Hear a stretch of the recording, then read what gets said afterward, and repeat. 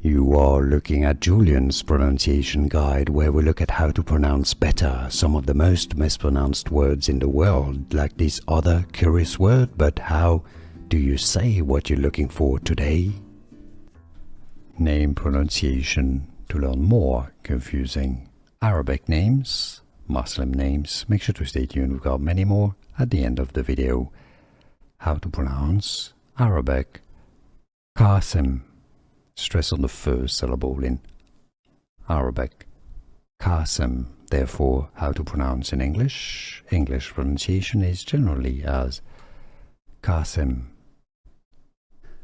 Here are more videos on how to pronounce more confusing words and names too many mispronounced. Like this video if you found it useful. I appreciate your support. I'll see you soon and thanks for watching.